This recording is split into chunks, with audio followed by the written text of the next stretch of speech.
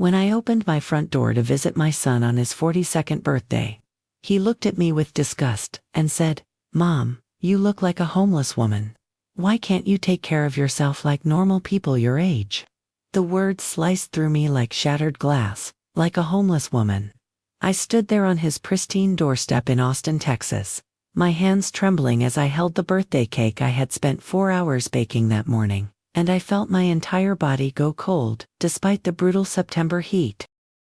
That was making my cotton blouse stick to my back. My son, my Matthew, the boy I had raised alone after his father left us when he was just 3 years old, was looking at me like I was something disgusting he had found on the bottom of his expensive Italian leather shoes.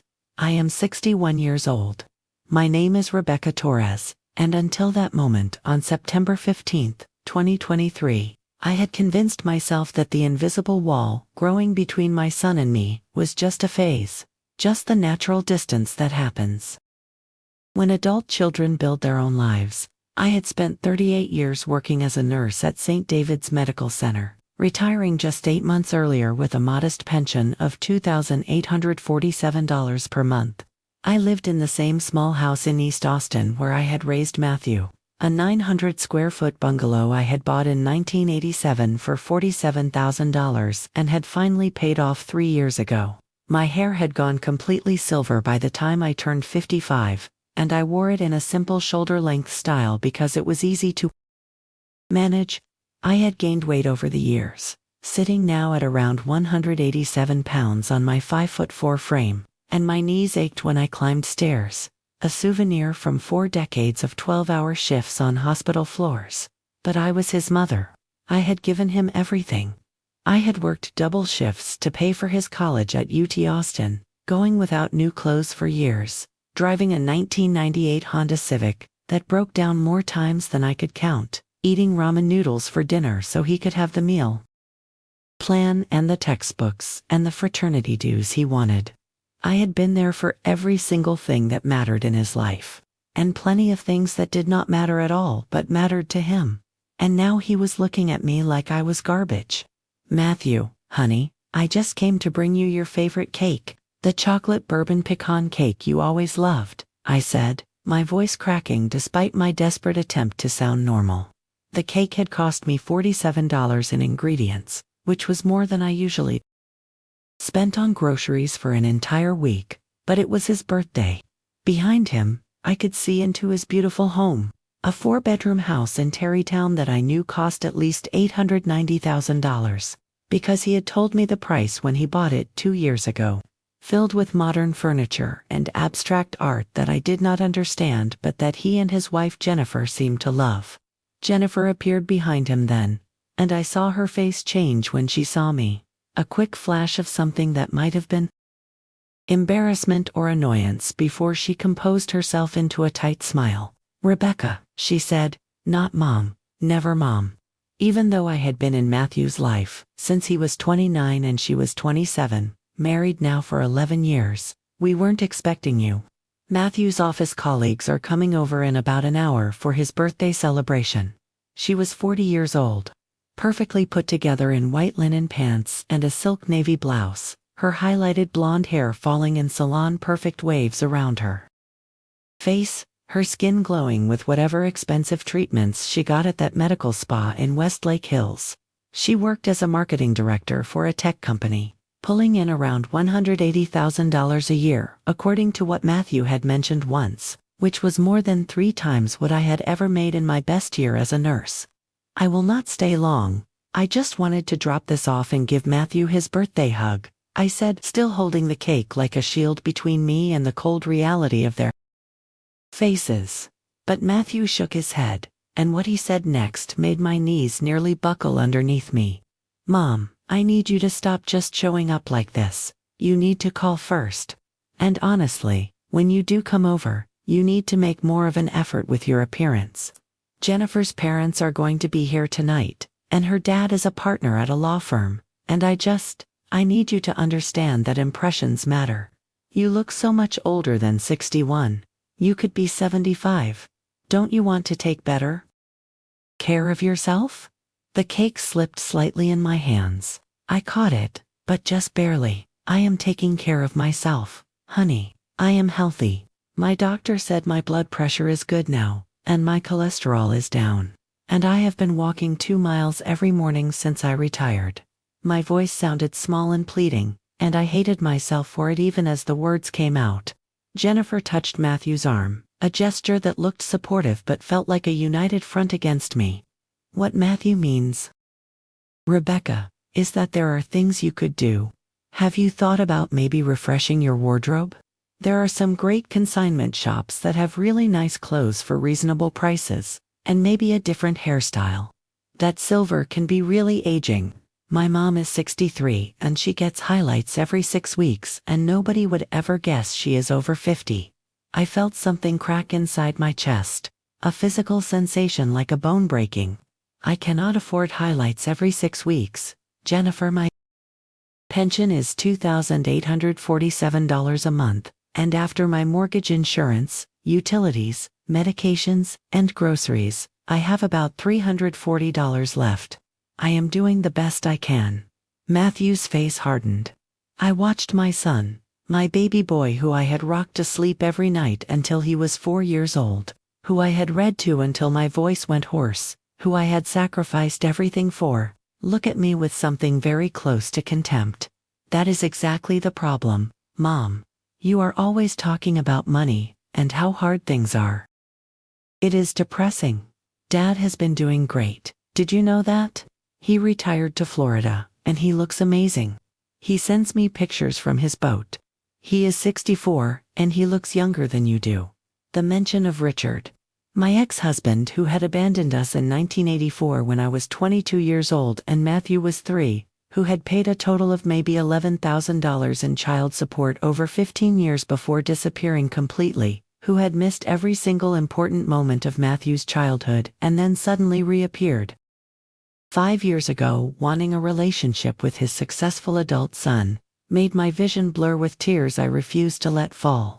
Your father left us with nothing, Matthew. He left us in a 1-bedroom apartment with $340 in the bank and a car that did not run. I raised you by myself. I worked myself to exhaustion for you.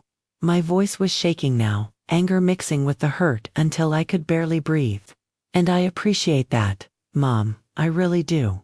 But that was your choice. You chose to have me. You chose to stay in Austin instead of moving somewhere cheaper.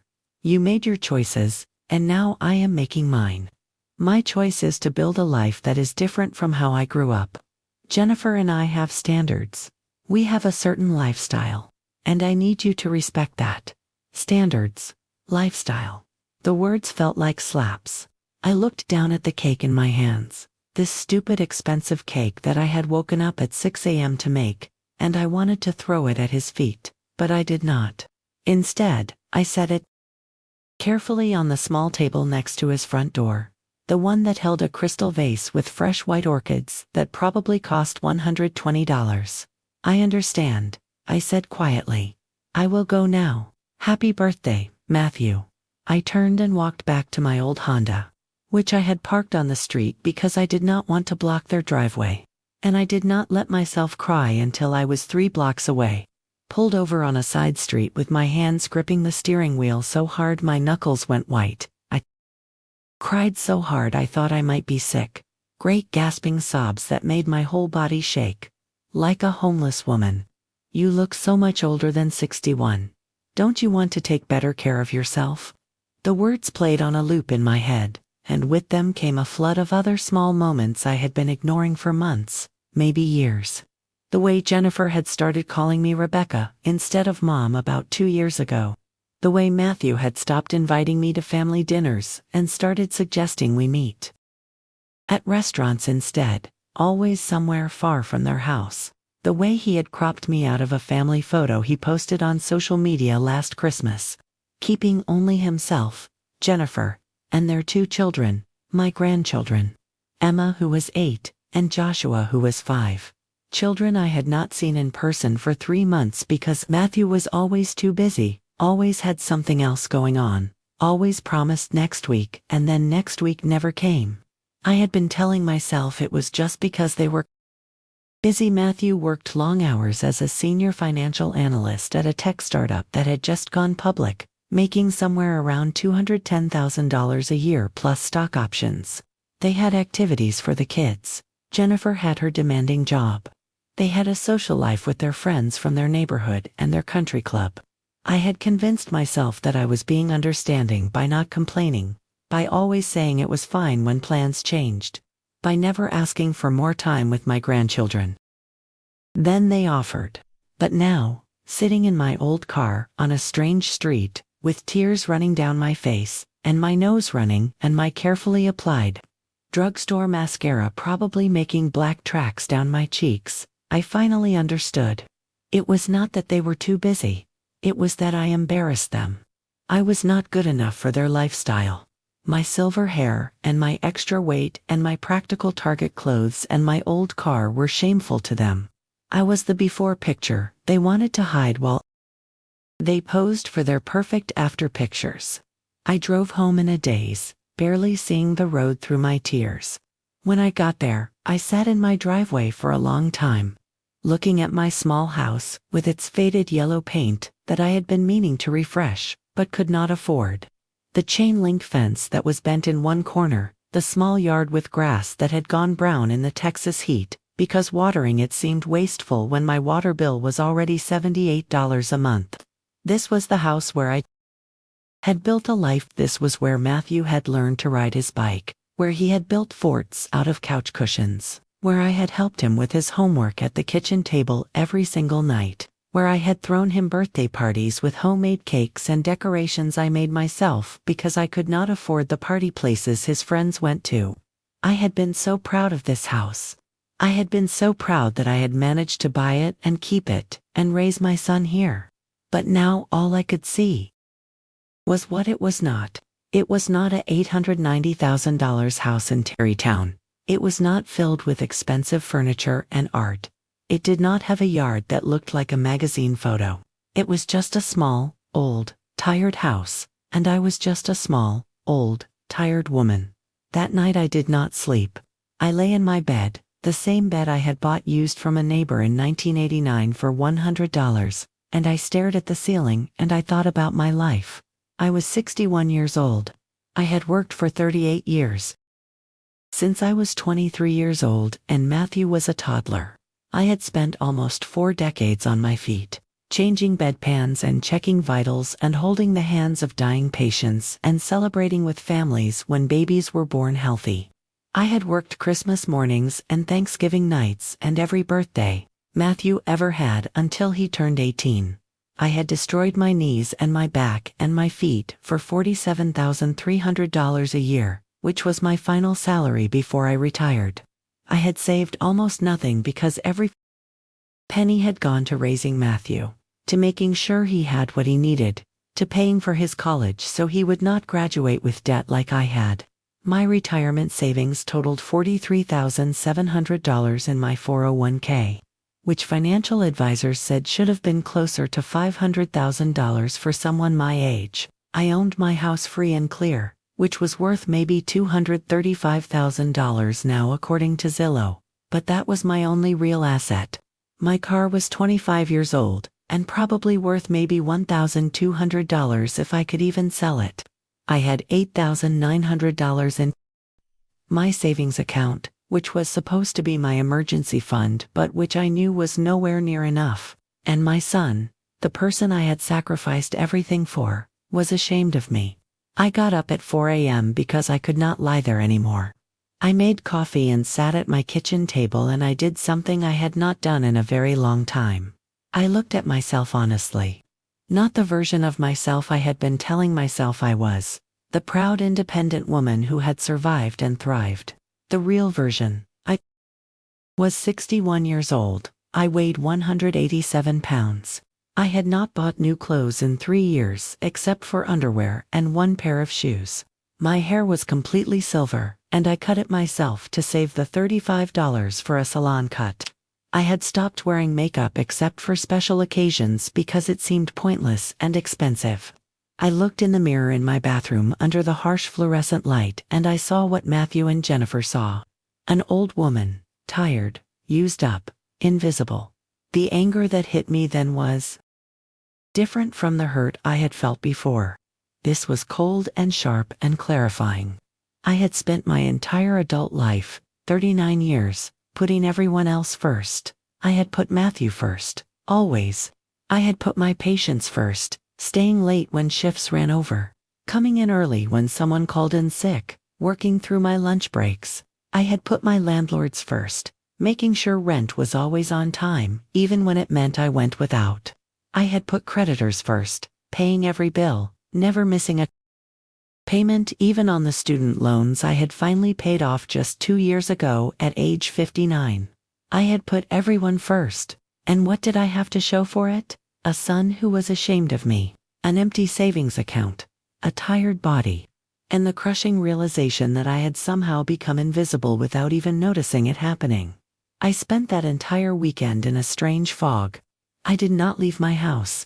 I did not answer my phone when Matthew called on Sunday afternoon, probably feeling guilty, probably wanting to smooth things over without actually apologizing or changing anything. I just sat and thought and felt things I had been pushing down for years, rising to the surface, like bodies from a shipwreck. On Monday morning, September 18th, I woke up and I made a decision. I did not know yet what I was going to do, but I knew I was done accepting this. I was done making myself smaller to make other people comfortable.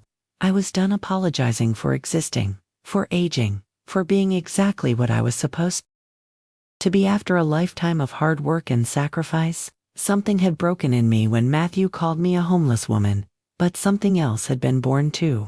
A tiny seed of rage that was growing into something I did not quite recognize yet, but that felt powerful and clean and true. I pulled out a notebook, an old spiral-bound thing I had used for grocery lists, and I turned to a fresh page. At the top I wrote the date, and then I wrote a question. What do I want? It was such a simple question.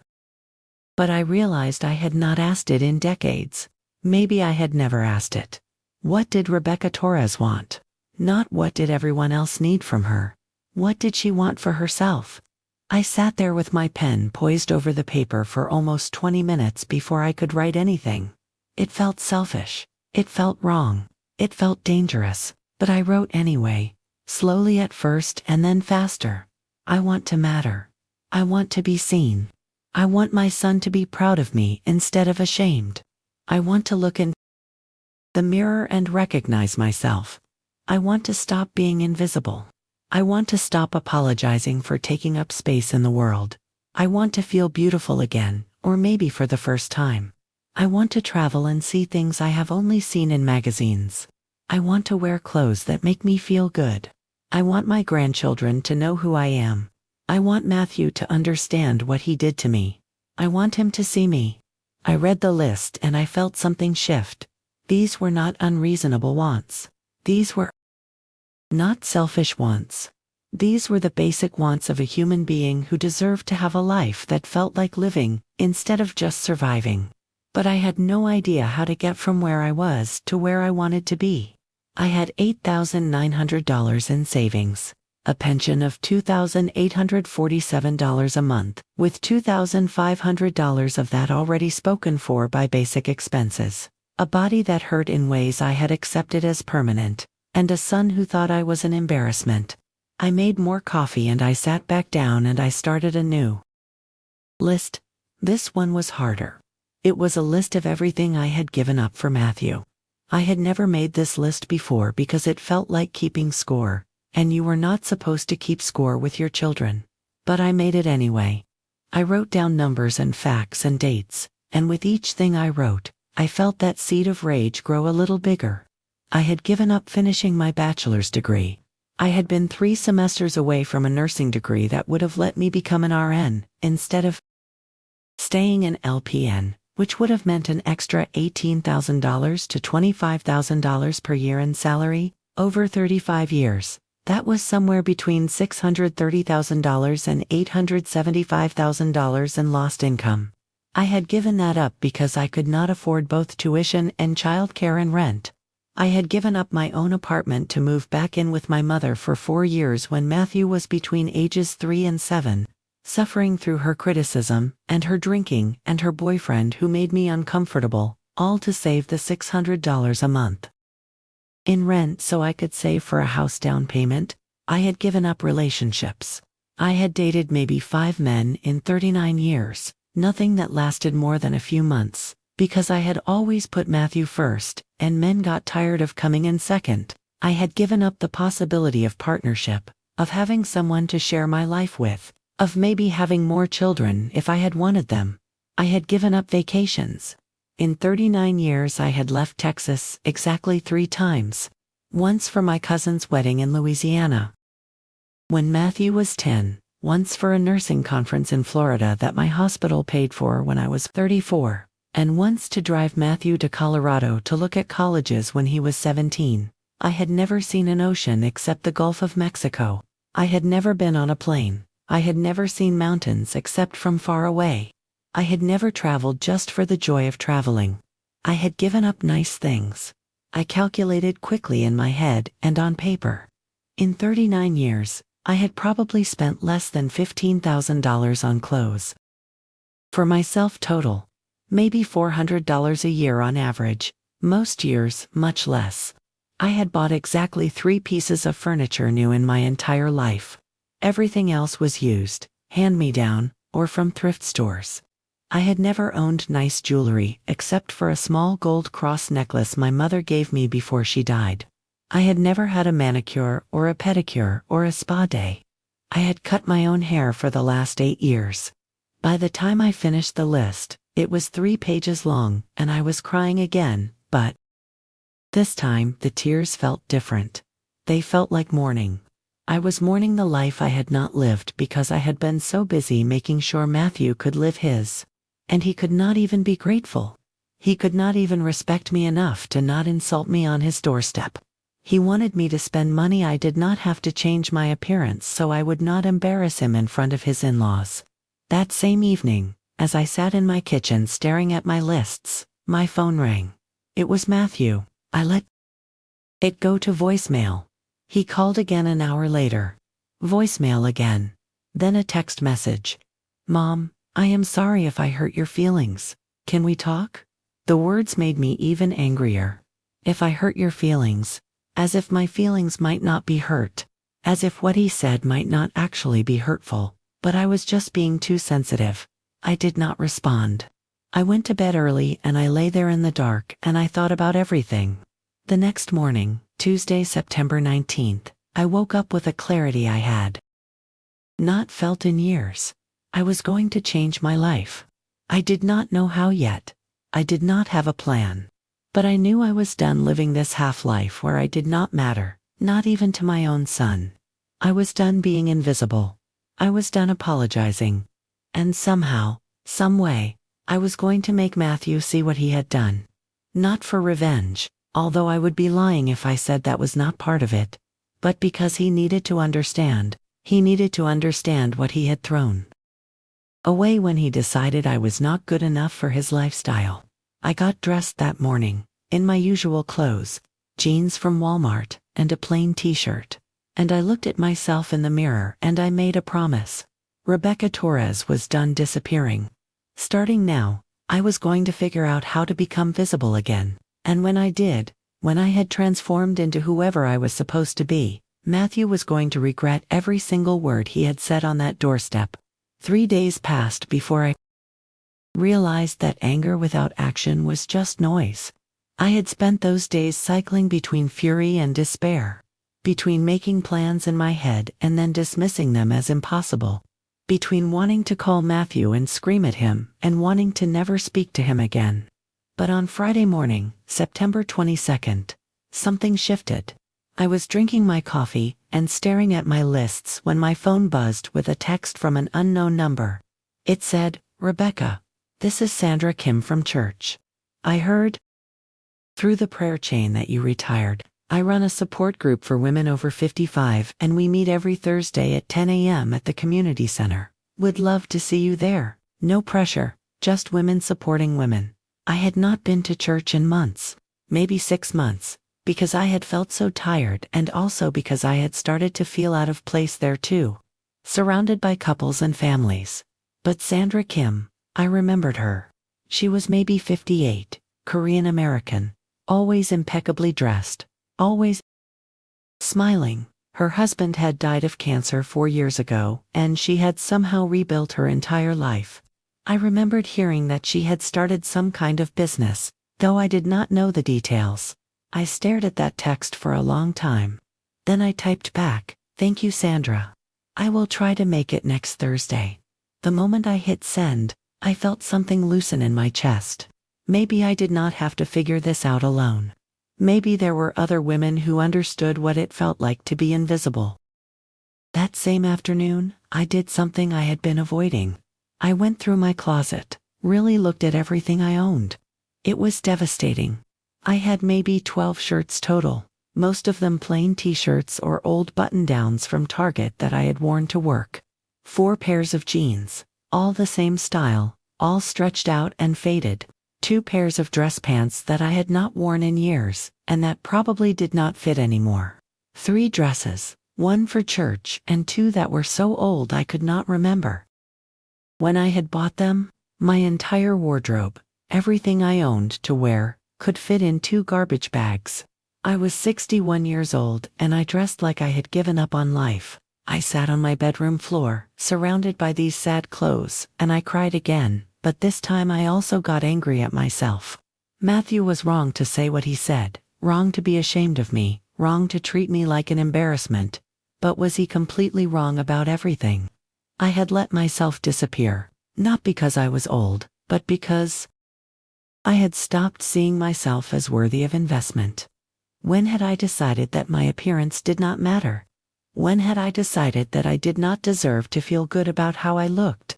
I thought back and I realized it had been gradual. So gradual I had not noticed it happening.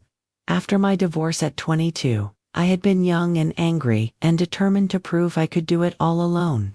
I had dressed nicely then, even on my limited budget, because I wanted to show the world I was not defeated. But as the years went on and the money got tighter and Matthew needed more and more, I had made small cuts. Skip the haircut this month. Wear the shoes a little longer. That dress is still fine, even if it is 5 years old.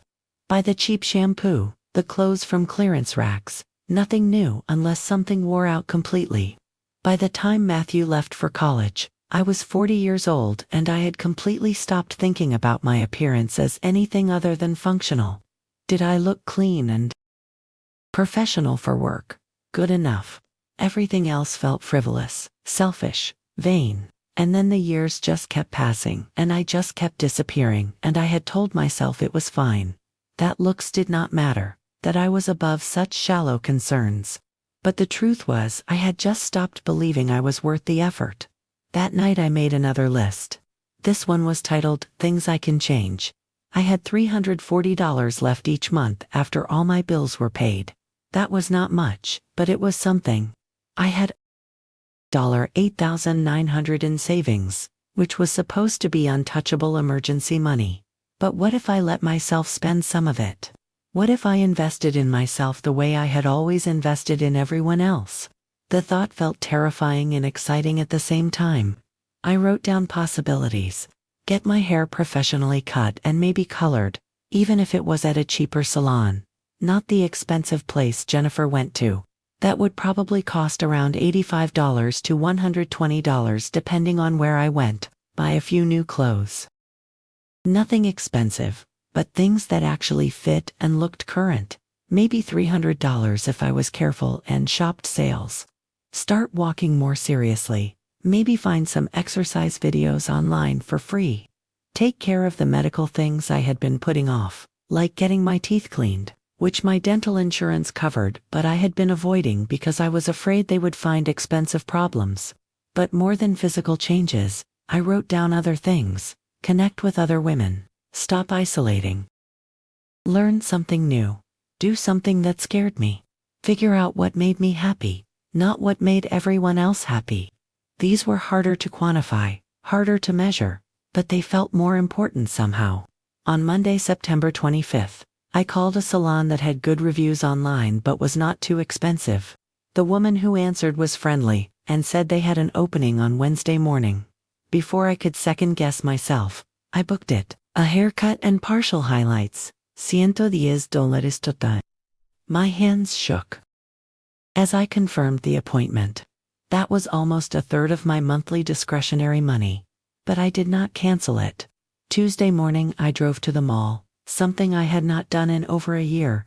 I went to the department store and I felt completely overwhelmed by all the options, all the colors and styles and displays. I stood in the women's section and I realized I had no idea what looked good anymore. What was in style? What would work for my body? A sales associate approached me, a woman maybe in her late 40s named Carla according to her name tag, and she smiled at me kindly. "Can I help you find something?" she asked. I almost said no, almost fled. But instead I heard myself say, "I need help. I have not bought new clothes in years and I do not know where to start. I have about $300 to spend and I need things that are not expensive but that look nice. I am 61 years old and I weigh 187 pounds and I need to look like I matter." The words tumbled out and I felt my face flush with embarrassment. But Carla just nodded like I had said the most normal thing in the world. "I can absolutely help you. Let me ask you a few questions. What is your lifestyle? Are you working or retired? What activities do you do? What colors do you usually wear?" We spent the next 90 minutes going through racks, Carla pulling things and explaining why certain cuts would be flattering, showing me how to layer pieces to create different looks, teaching me about fabrics that would not wrinkle easily and would last. She was patient and kind and never once made me feel stupid for not knowing these things. We found 2 pairs of nice jeans that actually fit properly, $45 each on sale. 3 tops in colors I had never worn before, a deep teal and a rich burgundy and a soft coral, between $25 and $35 each. A black cardigan that could dress anything up, $40. A pair of black pants that fit perfectly, $50. And 1 dress, nothing fancy but in a beautiful deep blue with a flattering cut, $65 on clearance. The total was $315, which was more than I had planned to spend, but Carla had found me additional sale items to bring it down as much as possible. I stood at the register and I felt physically sick spending that much money on myself. But I did it anyway. I swiped my debit card and I took the bags and I walked out of that store and I sat in my car and I cried for the 3rd time that week. But these tears were different. These were not tears of humiliation, or anger or grief. These were tears of something that felt almost like hope. I had just spent more money on clothes in one day than I usually spent in 2 years. And instead of feeling guilty, part of me felt proud. I had chosen myself. For the first time in decades, I had put myself first. Wednesday morning I went to the salon. The stylist, a young woman named Maya who was maybe 28, asked me what I wanted and I told her I had no idea. I have been cutting my own hair for years. I admitted it has been completely silver since I was 55. I do not know what would look good. Maya walked around me, lifting sections of my hair, studying my face in the mirror. "You have beautiful thick hair," she said, "and your natural silver is gorgeous. Very trendy right now actually. What if we did a modern cut, maybe shoulder length with some layers to give it movement, and then added some lowlights, like a silvery blonde, just to give it more dimension? It would look sophisticated and it would not require expensive upkeep. You could probably go 4 or 5 months between color touch-ups." I agreed, mostly because I trusted that she knew more than I did. For the next 3 hours I sat in that chair and I watched myself transform. Maya cut and colored and styled, talking to me about hair care and products, explaining everything she was doing. When she finally spun me around to see the final result, I barely recognized myself. My hair looked intentional now, not like something I had hacked. In my bathroom, the lowlights made the silver look rich and purposeful, instead of just old. The cut framed my face and somehow made me look younger, or maybe just more alive. "You look beautiful," Maya said, and I could tell she meant it. I paid the $110 and added a $20 tip, which was probably too much, but I did not care. I drove home with the windows down even though it was hot, and I kept looking at myself in the rearview mirror at stoplights. When I got home, I tried on all my new clothes with my new hair, and I took pictures of myself with my phone. I had not taken a picture of myself in probably 3 years. I looked at those photos and I saw a woman who was still there, who had not completely disappeared after all. That evening, Matthew called again. I had not answered any of his calls or texts in over a week. This time I answered. "Mom, finally. I have been so worried. Why have you not been answering me?" He sounded annoyed more than worried. "I needed some time, Matthew," I said. My voice was calm, calmer than I felt. "Time for what?"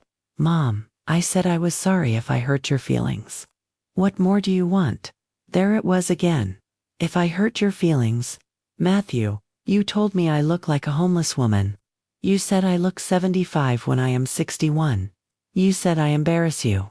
Those are not things that might hurt my feelings. Those are deeply hurtful things that you said to your mother, who gave up everything for you." He sighed, that long-suffering sigh that said I was being difficult. "Mom, I was trying to help you. I was being honest. You are always saying you want honesty. There is a difference between honesty and cruelty. Matthew, you were cruel." "Oh my God, Mom, you are being so dramatic. This is exactly what I am talking about. You are so sensitive about everything. I cannot say anything to you without you taking it the wrong way." His voice was rising, getting defensive. I felt my anger flare, but I kept my voice level. "I am hanging up now. When you are ready to actually apologize, not just say sorry if I hurt your feelings, but actually acknowledge that what you said was wrong, then we can talk. Until then, I need space from you. You are really going to do this? You are going to punish me because I was honest with you," he said, and I could hear Jennifer saying something in the background. "I am not punishing you. I am protecting myself. Goodbye, Matthew." I hung up before he could respond. My hands were shaking. I had never hung up on my son before. I had never set a boundary like that. Part of me wanted to call him back immediately and apologize and smooth everything over. But a bigger part of me felt strong. Powerful even. I had just told my son no. I had just demanded respect, and the world had not ended. Thursday morning, September 28th, I drove to the community center for Sandra Kim's support group. I was nervous, almost turned around twice, but I wore one of my new outfits, the coral top with the new jeans, and my new hair, and when I walked into that room, I felt at least somewhat put together. There were maybe 11 women there, all between what looked like 55 and 70 years old, sitting in a circle of chairs with coffee and cookies on a table in the corner. Sandra saw me and her face lit up. "Rebecca, I am so glad you came. Everyone, this is Rebecca Torres. She just retired from nursing after almost 40 years. Rebecca, come sit down." She gestured to an empty chair, and I sat, feeling self-conscious but also oddly welcomed. For the first hour, the women talked about various things, updates on their lives, small victories, struggles with aging parents, or adult children, or health issues. I mostly listened. But then Sandra said, "Does anyone have anything they want to share or work through today?" Before I could stop myself, I raised my hand slightly. "I do," I said quietly. And then, to my surprise, I told them everything. I told them about Matthew's birthday, about what he said, about the years of sacrifice, about feeling invisible. The words poured out and I could not stop them. When I finished, the room was quiet for a moment.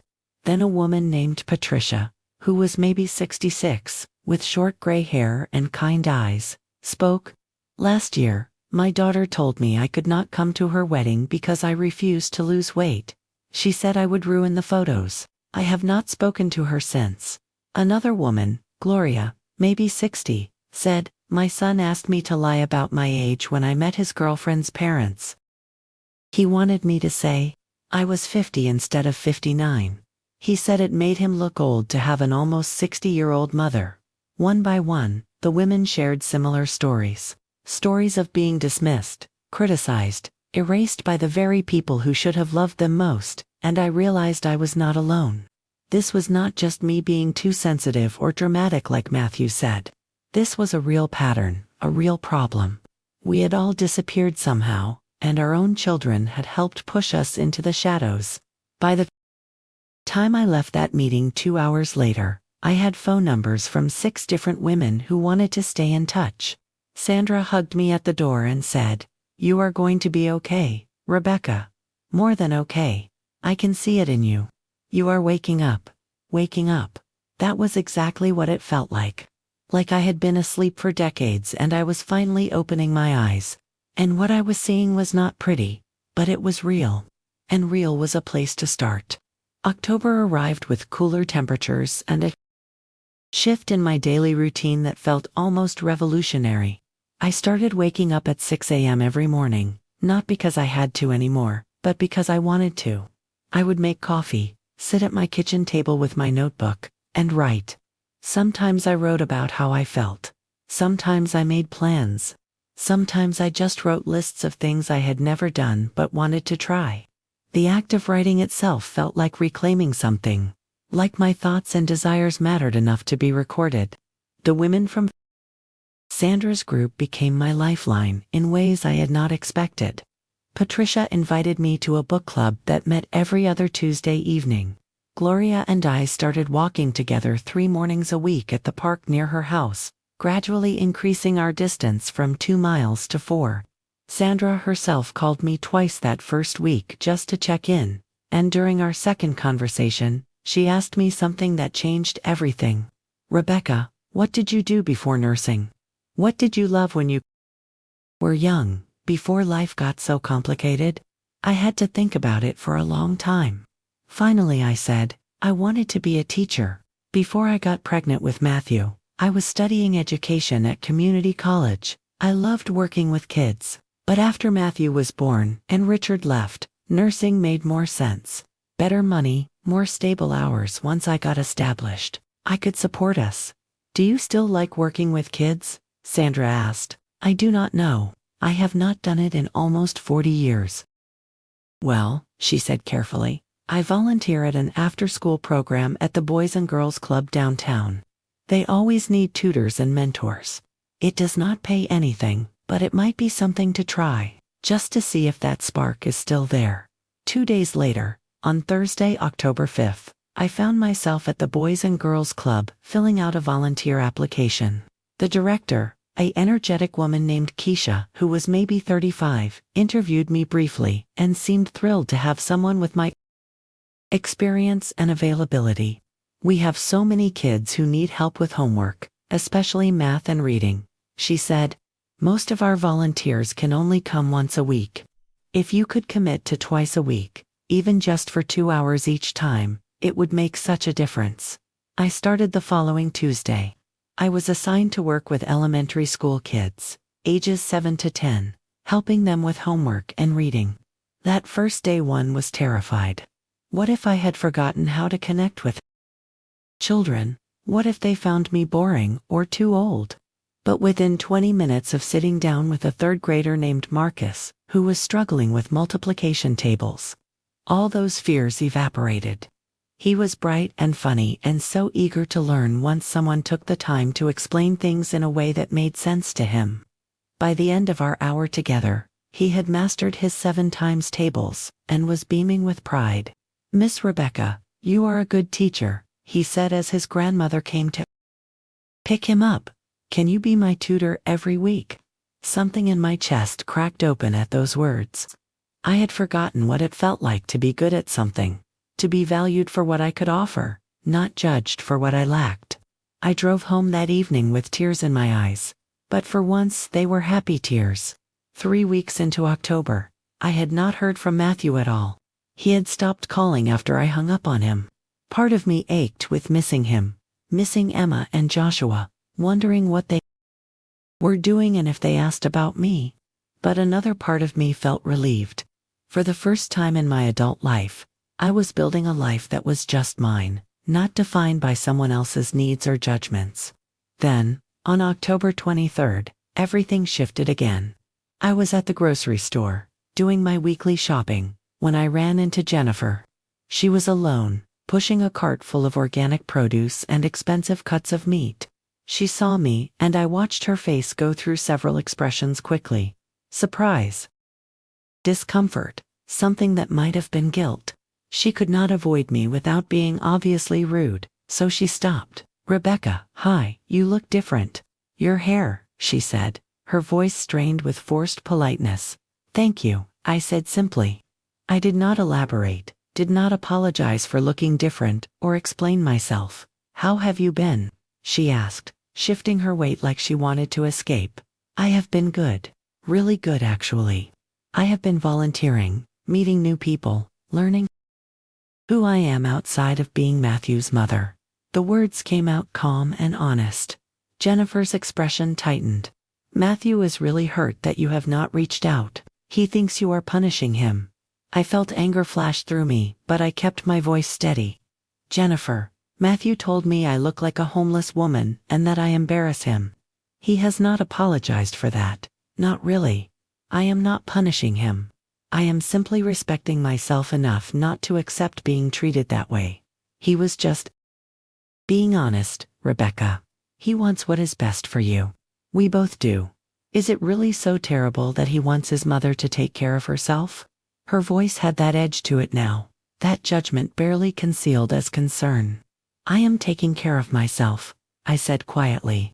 "Just not in the ways you and Matthew think I should. I do not have the money to look like you, Jennifer. I never will. My pension is $2,847 a month. Your monthly clothing budget is probably more than that. So Matthew needs to decide if he can accept me as I am, or if his embarrassment is more important than having his mother in his life." Jennifer's face flushed. "That is not fair. We have never made you feel bad about money. You make me feel bad about everything money can buy. The way I look, the way I dress, my house, my car. All of it comes back to the fact that I am not wealthy like you are, and I am done apologizing for that." My voice was shaking now, but I did not stop. I gave Matthew everything. I worked myself to exhaustion so he could have opportunities I never had. And the minute he did not need me anymore, the minute he built this perfect life, I became an embarrassment. So no, Jennifer, I am not going to call him and beg for forgiveness for being hurt by his cruelty. If he wants a relationship with me, he knows where to find me. I walked away before she could respond, my heart pounding so hard I thought I might pass out. I left my half-full cart right there in the middle of the aisle, and I walked out of the store and sat in my car and shook for 15 minutes. I had just confronted Jennifer. I had just said everything I had been thinking for months, maybe years, and I had not apologized. I had not backed down. I had stood up for myself. When I got home, I called Sandra. I told her everything that had happened.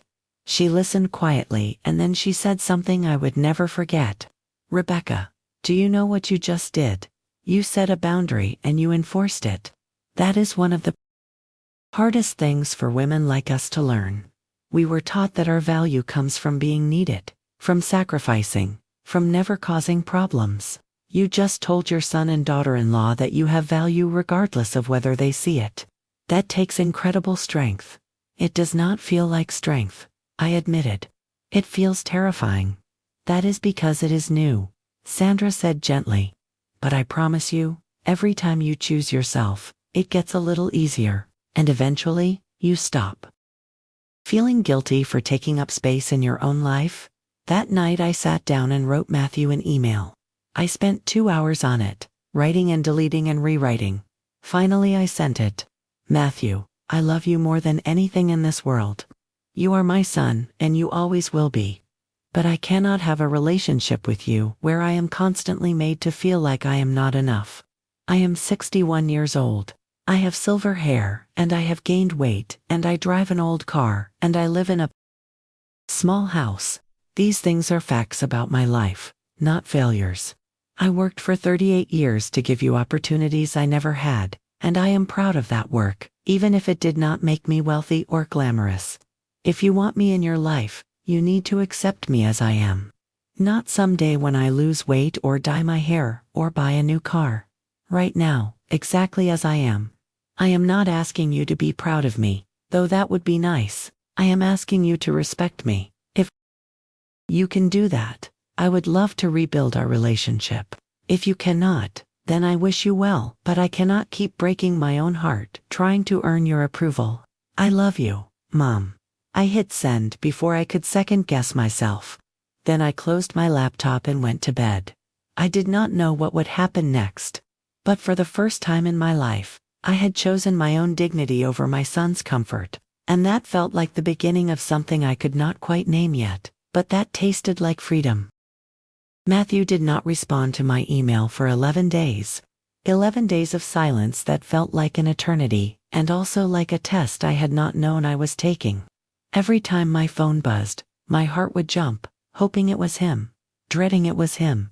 But mostly it was texts from Patricia or Gloria or Sandra, checking in, inviting me to things, reminding me I was not alone. On November 3rd, a Friday evening, Matthew finally called.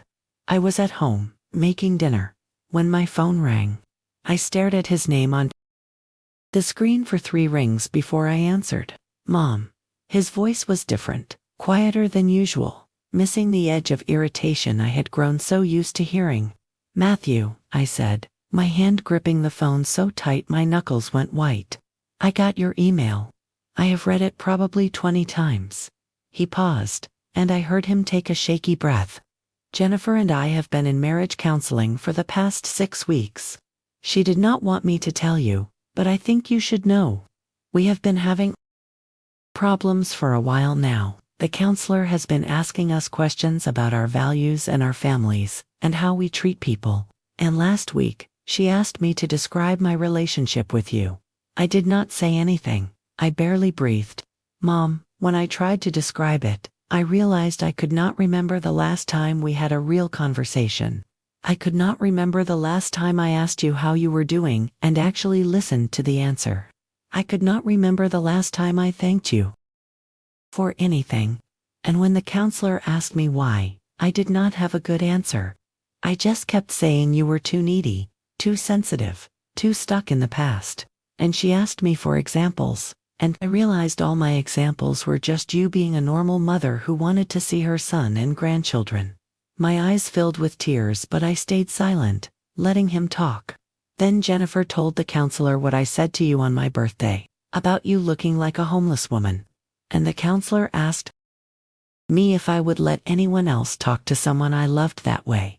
And I said no, of course not. And she asked me why I thought it was okay to talk to you that way. His voice cracked. Mom, I do not have an excuse. I was cruel. I have been cruel to you for years, and I told myself it was helping you or being honest with you. But the truth is, I was ashamed, not of you, of where I came from. I sat down heavily in my kitchen chair, my legs suddenly unable to hold me. All my colleagues at work, they come from money. They went to private schools, and their parents paid for their college and gave them down payments on their first houses. And I was so proud that I did it all myself, that I came from nothing and built this successful life. But I was also ashamed. Ashamed of our old apartment, of the times we had no money, of you working so hard and still struggling, and instead of dealing with that shame, I put it on you. I made you the problem. I convinced myself that if you just tried harder, looked better, had more money, then I would not feel that shame anymore. Matthew, I finally managed to say, my voice breaking. No, Mom, please let me finish. I need to say this. He took another shaky breath. You sacrificed everything for me. Everything. And the moment I did not need you anymore, I discarded you like you were nothing. I made you feel small and invisible and worthless. And you are none of those things. You are the strongest person I know. You raised me alone. You worked jobs that destroyed your body so I could go to college debt-free. You loved me unconditionally for 42 years and I repaid you with contempt. I am so sorry, Mom. I am so sorry. I was crying fully now, tears streaming down my face, my body shaking with sobs I had been holding in for weeks, for years maybe. I do not expect you to forgive me right away, Matthew continued, his own voice thick with tears. I do not deserve it, but I want to try to fix this. I want to be better. I want Emma and Joshua to know their grandmother, the real you, not the version I have been keeping at a distance. I want to understand who you are now, what makes you happy, what your life is like. I want to actually be your son again, not just someone who calls on holidays and makes excuses. I want that too, I whispered. I want that so much. Matthew, can I come see you tomorrow? Just me, not Jennifer. I want to sit with you and listen. Really listen. To everything, your life, your feelings, what these past few years have been like for you. Will you let me do that? Yes, I said. Yes, please come. We talked for another 20 minutes, carefully, both of us emotional and raw. When we hung up, I sat at my kitchen table and cried until I had no tears left. But these tears were different from all the others. These were tears of release, of hope, of a door opening that I had thought was permanently closed. The next day, Saturday, November 4th, Matthew arrived at my house at 10 a.m. When I opened the door, I barely recognized him. He looked exhausted, like he had not been sleeping well. His eyes were red and his usually perfect hair was uncombed. He was wearing jeans and a simple t-shirt instead of his usual expensive casual wear. He looked young and vulnerable and like my son, not like the stranger he had become. "Hi, Mom," he said quietly. "Hi, baby." The old endearment slipped out naturally. I had not called him that in years. He stepped inside and looked around, really looked, like he was seeing my house for the first time. "It is so clean," he said, "and it smells like your lavender soap." I had forgotten that smell. We sat at my kitchen table, the same table where I had helped him with homework for 12 years, where we had eaten countless meals together, where I had comforted him through breakups and celebrated his victories. I made coffee and put out some banana bread I had baked the day before, and then we just sat there for a moment, both unsure how to start. "Tell me about your life now," Matthew finally said. "What do you do with your days? Who are your friends? What makes you happy?" So I told him. I told him about Sandra's group and the women I had met. I told him about volunteering at the Boys and Girls Club and how much I loved working with the kids, especially Marcus, who reminded me of Matthew at that age. I told him about my walks with Gloria and book club with Patricia. I told him about learning to cook new recipes and taking a free online watercolor class and discovering that I actually liked painting even though I was terrible at it. I told him about feeling invisible for so long and how I was slowly learning to see myself again. He listened to everything. He asked questions. He took interest in the details. And then he said, "I did not know you were lonely. I did not know you had rebuilt your entire social life in the past month. I did not know any of this because I never asked." "You were busy," I said, an automatic excuse. "No, Mom, stop doing that. Stop making excuses for me. I was not too busy. I made choices. I chose not to make time for you. I chose to prioritize other things. I chose to see you as an obligation instead of my mother, who I love. Those were my choices and they were wrong." We talked for 4 hours. Matthew told me about his marriage struggles, how he and Jennifer had been living parallel lives, how they had lost connection with each other. He told me about the pressure at work, the fear of losing his job, the constant anxiety about money, even though he made good money. He told me he had been going to therapy individually for the past month and was starting to understand patterns in his life, including how he treated people he perceived as weak or struggling. "The therapist asked me who taught me to be kind," Matthew said, "and I immediately thought of you. All those times you helped neighbors even when we had nothing, the way you talked about your patients with such compassion. The way you never spoke badly about Dad, even though he deserved it. You taught me kindness, Mom, and somewhere along the way, I forgot those lessons. I started valuing success and appearance over character. I became someone you would have been ashamed of. I was never ashamed of you, Matthew. I was hurt by you, but never ashamed. Well, you should have been. Because I was not behaving like your son. I was behaving like a spoiled brat who forgot where he came from. He reached across the table and took my hand, and I let him. Mom, I want to make this right, however long it takes. I want you to know Emma and Joshua. I want them to come here and see this house and hear stories about my childhood. I want them to learn from you the way I did. And I want to support you the way you supported me. Not with money, unless you need it, but with time and presence and respect. I would like that, I said softly. I would like that very much. As Matthew left that afternoon, he hugged me tight, the kind of hug I had not gotten from him in years. I love you, Mom. And I am going to prove it with my actions, not just my words. I watched him drive away and I felt something shift in my chest. Forgiveness maybe, or the beginning of it. The road ahead would not be easy. Trust was not rebuilt in one conversation. But we had started. We had finally, truly started. The weeks that followed Matthew's visit felt like watching a garden grow after a long drought. Progress was slow, sometimes almost imperceptible, but it was real. Matthew called me every Sunday evening, not out of obligation but because he genuinely wanted to talk.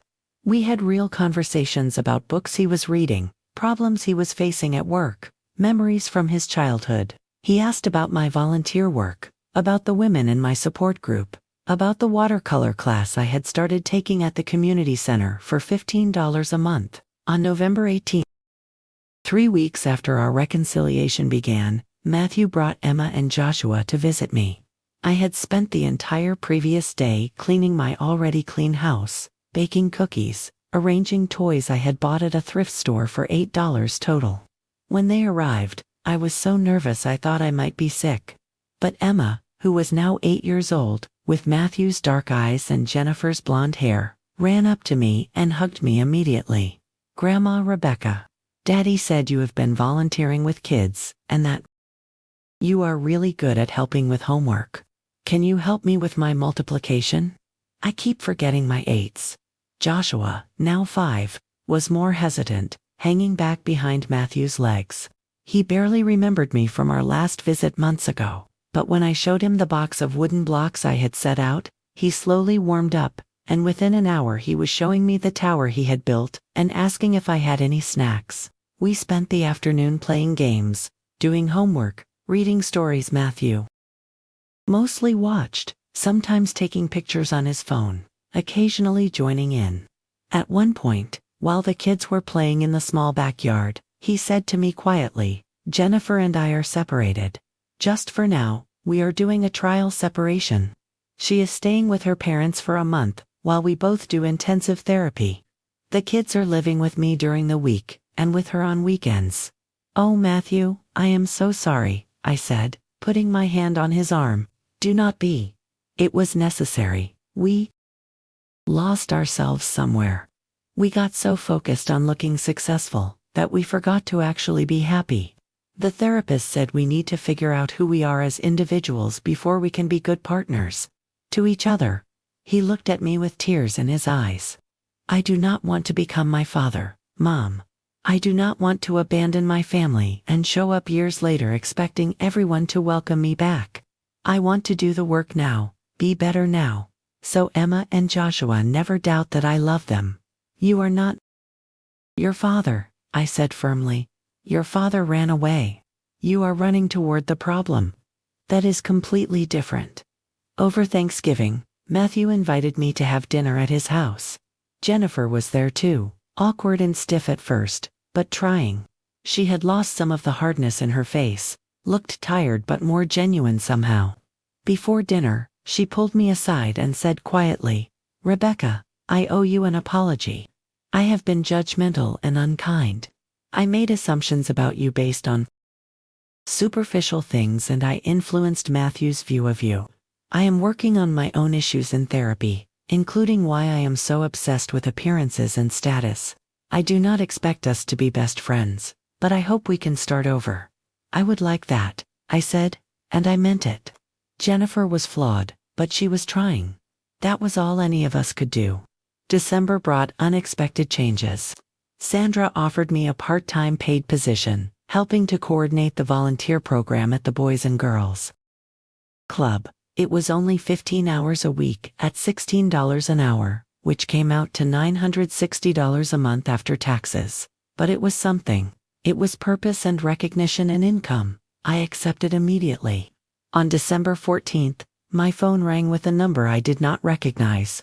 When I answered, a woman's voice said, "Is this Rebecca Torres who worked at St. David's Medical Center?" "Yes, this is Rebecca, Miss Torres. My name is Angela Martinez and I am a nurse at St. David's. I worked with you for 3 years before you retired. I am calling because we are having a retirement celebration for another nurse next month and your name came up. Several of us were talking about how much we miss you. How you were always the one who trained new nurses and made everyone feel welcome. I know this is forward, but would you consider coming back as a part-time mentor for new nurses? It would only be maybe 10 hours a week. Just supporting and training. No patient care. The pay is $28 an hour. I sat down heavily. $28 an hour. For 10 hours a week was $1,120 a month after taxes. Combined with my other part-time job and my pension, I would have over $4,900 a month. That was more than I had ever made, even when working full-time. I would love to, I said, my voice shaking. When can I start? By mid-January 2024, my life looked completely different from the life I had been living just 4 months earlier. I was working 25 hours a week total across 2 jobs I loved. I was making almost $5,000 a month.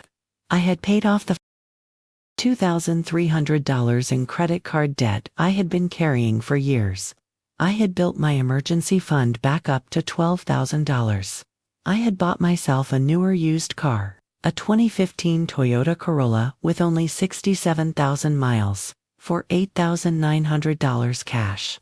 It was not fancy, but it was reliable, and it was mine. I saw Matthew and the grandchildren every other week. Matthew and Jennifer were still separated but working on their marriage. Matthew had apologized to me 3 more times, each time more specific about what he had done wrong and how he was changing. He had started volunteering at a food bank on weekends with Emma and Joshua, teaching them about service and gratitude. The women from Sandra's group had become my closest friends. We went to movies together, tried new restaurants, took a weekend trip to San Antonio where we toured the missions and laughed until our sides hurt. I had not laughed like that in decades. On February 10, 2024, almost 5 months after Matthew had called me a homeless woman, he came to my house with Emma and Joshua. He had asked if they could visit, said he had something important to tell me. When they arrived, all 3 of them were dressed nicely, and Matthew looked nervous. "Mom, the kids have something they want to give you," he said. Emma stepped forward holding a large envelope. "Grandma, we made this for you in art class." Well, I made it, and Joshua helped. I opened the envelope and pulled out a large piece of construction paper. On it, Emma had drawn a picture of me surrounded by children, with the words "My Grandma," the teacher, written across the top in careful letters. Below the picture, she had written, "My grandma is the strongest person I know. She worked her whole life to help people. She helps kids learn.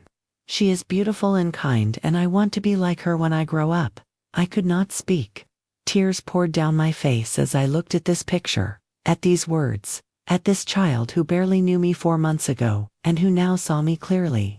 Matthew knelt down in front of me, his own eyes wet.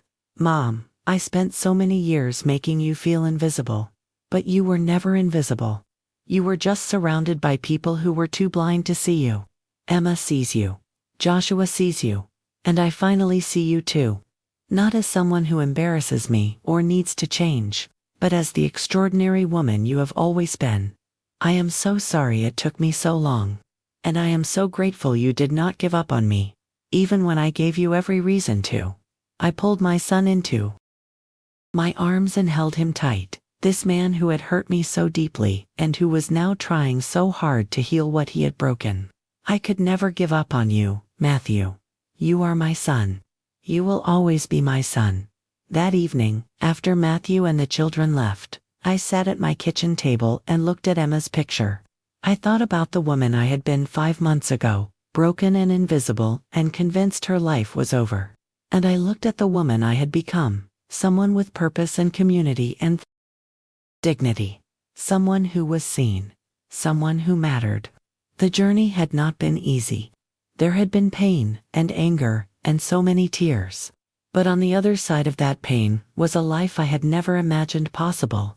A life where I was not defined by what I had sacrificed or what I lacked, but by who I was choosing to become every single day.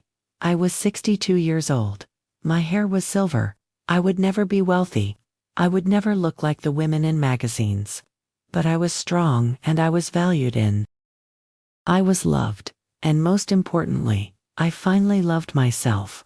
If you are a woman who feels invisible, who has been made to feel like you are not enough, I want you to know something. You are enough. Exactly as you are right now. You do not need to change to deserve respect and love. You just need to believe in your own worth strongly enough that you stop accepting anything less. It will be hard. It will be scary. But I promise you, on the other side of that fear is a version of yourself you never knew existed. And she is magnificent.